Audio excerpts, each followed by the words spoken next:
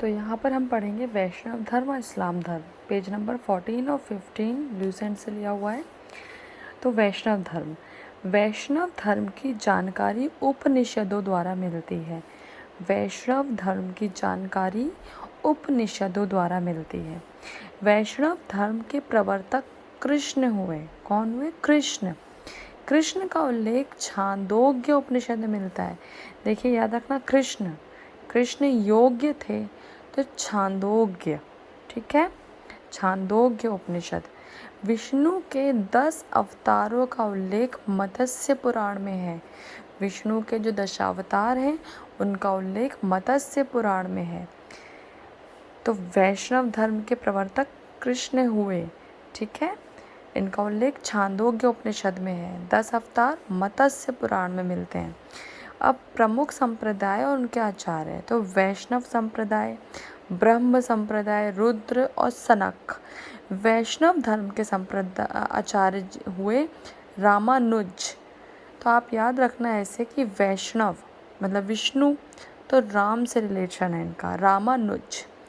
ब्रह्म देखिए, ब्रह्मांड, ब्रह्मा, तो ये सब चीज़ें आनंदमय होती हैं। ब्रह्मांड में आनंद है, तो ब्रह्म से आनंद तीर्थ, ठीक है। रुद्र आपको ऐसे ही लर्न करना पड़ेगा, रुद्र वल्लभाचार्य, रुद्र वल्लभाचार्य।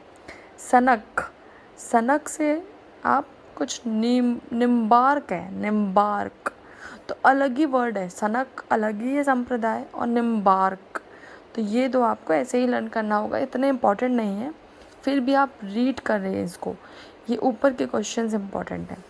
अब अंकोर वाट का मंदिर विष्णु की मूर्ति है, वहाँ पर काफ़ी उसकी हाइट है। वो कंबोडिया के राजा सूर्यवर्मा सेकंड ने बनवाया था अंकोर वाट का मंदिर, ठीक है। कंबोडिया के राजा सूर्यवर्मा सेकंड ने बनवाया था। तो ये हो गया वैष्णव धर्म, इतना ही सा है। आप बुक से एक बार देख लेना, शायद आपको कोई और इम्पोर्टेंट पॉइंट मिल जाए। अब मैं स्टार्ट करती हूँ इस्लाम धर्म। इस्लाम धर्म के संस्थापक हुए हजरत मोहम्मद साहब। इस्लाम धर्म के संस्थापक हजरत मोहम्मद साहब। अब हजरत मोहम्मद साहब के बारे में है, उनका जन्म उनका मक्का में हुआ। 570 ईस्वी में जन्म हुआ मक्का में, ठीक है। इनके पिता अब्दुल्ला थे, माता अमीना। ज्ञान कहाँ प्राप्त हुआ इन्हें? मक्का के पास, जहाँ इनका जन्म हुआ था उसके पास हीरा नाम की गुफा में। शादी इन्होंने खदीजा से की, जो एक विधवा थी। पुत्री इनकी फातिमा हुई, और मृत्यु इनकी 632 ईस्वी में हुई, लेकिन इन्हें मदीना में दफनाया। इसलिए मक्का मदीना फेमस है इस्लाम धर्म में। मक्का में इनका जन्म हुआ था, मदीना में इनको दफनाया गया था, ठीक है। जिब्रियल ने पैगंबर मोहम्मद साहब को कुरान अरबी भाषा में दी थी। जिब्रियल ने, ठीक है, जिब्रियल ने की थी अरबी भाषा में संप्रेषित कुरान, ठीक है। जिब्रियल ने पैगंबर मोहम्मद साहब को कुरान अरबी भाषा में दी। किसने? जिब्रियल ने। देखिए, ब्री अरबी, ऐसे लर्न रखना आप लोग, जिब्री अरबी, ठीक है। ये हो गया। आगे थोड़े से पॉइंट्स और है इस्लाम धर्म के। इस्लाम का पवित्र ग्रंथ कुरान को कहा गया है, ठीक है। इस्लाम का पवित्र ग्रंथ कुरान। मोहम्मद साहब की मृत्यु के बाद जो इस्लाम धर्म था वो 2 पार्ट्स में डिवाइड हो गया, सुन्नी और शिया।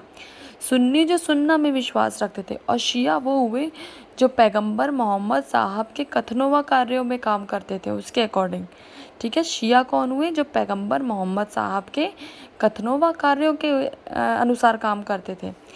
पैगंबर मोहम्मद साहब के जो उत्तराधिकारी हुए उन्हें कहा गया खलीफा कहा गया।